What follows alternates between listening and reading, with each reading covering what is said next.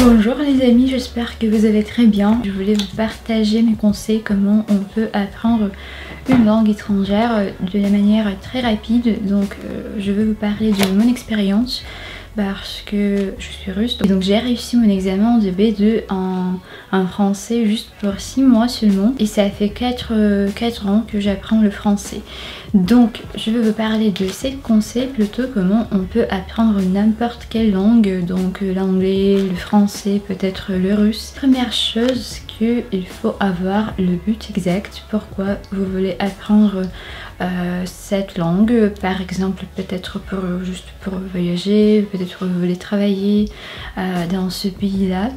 Je pense que je vais faire beaucoup de comparaisons entre l'italien et le français parce que personnellement pour moi l'italien c'était plutôt une mauvaise expérience. Pour moi l'italien c'était un peu flou.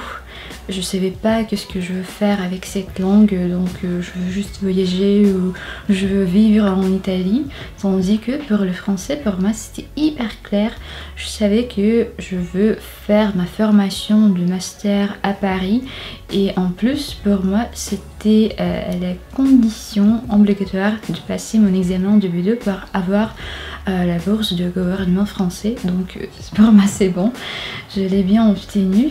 Et donc la deuxième chose que il faut avoir les délais. Donc, si pour vous ce sera juste pour le plaisir d'apprendre une telle langue, je pense que c'est hyper important de voir les délais dans votre tête parce que quand vous allez savoir que peut-être dans 4 mois ce sera un gros voyage et ce sera bien de parler, ou peut-être dans un an vous allez avoir vos études et donc il faut parler, comme ça vous allez avoir le plan exact comment il faut construire des leçons, des cours donc pour votre langue. La troisième chose, donc c'est mon expérience à moi. Quand je commençais à me préparer pour mon examen, je me suis dit bon, il y a beaucoup de sujets, mais surtout dans le sujet du B2, je sais que je veux avoir des sujets sur l'environnement, sur des problèmes dans la société française, de tri,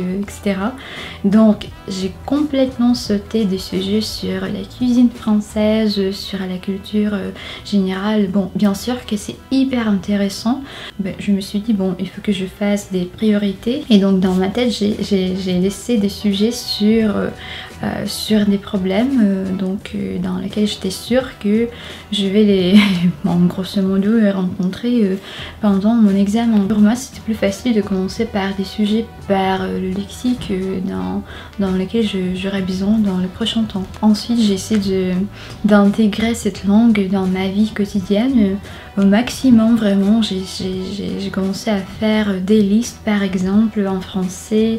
J'ai mis mon téléphone complètement dans la langue française, donc je commençais à réfléchir petit à petit en français, donc c'était hyper dur au début, mais après bon, je me suis habituée et pour moi c'était très clair. Donc voilà, je vous conseille vraiment d'intégrer l'anglais, le russe, peu importe quelle langue dans votre vie quotidienne. La chose magnifique, mais je pense que je savais pas du tout quand je commençais à apprendre l'italien et l'allemand, donc aussi une langue étrangère. Au début malheureusement c'est pas votre langue maternelle, donc on peut pas parler si librement, disons comme ça, une langue étrangère, mais surtout au début. C'est-à-dire qu'il faut essayer de simplifier vos propositions. Plus important d'avoir disons 10 mots ou une vingtaine de mots que vous pouvez utiliser, que vous pouvez faire des synonymes par exemple avec ces mots là,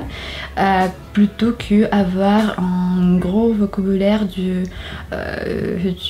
centaine de mots dans lesquels vous ne serez pas sûr capable de les utiliser. Donc voilà, c'est surtout simplifier votre vie, simplifier votre langue, et après petit à petit quand vous allez avoir la structure, grammaire très définie, donc voilà, ce sera plus simple pour vous et ce sera plus simple pour vous exprimer de la manière plus fluide. Voilà. Ensuite je vais conseille vraiment de profiter de toutes les sources disponibles. Surtout en ce moment sur internet, il y a plein de sources gratuites, surtout pour l'anglais, pour le français. Ça, j'ai su qu'il faut aller sur les réseaux sociaux. On peut trouver des gens avec lesquels on peut pratiquer une langue et ça c'est magnifique et c'est pour tout le monde. Ensuite, je conseille vraiment d'alterner des sources, d'alterner vos activités, c'est-à-dire que par exemple moi pour le français, j'essaie de faire le maximum, c'est-à-dire que dans la journée je commençais par la grammaire, ensuite quand j'étais hyper fatiguée par la grammaire, je commençais à faire l'écriture, après je commençais à faire la lecture, donc etc.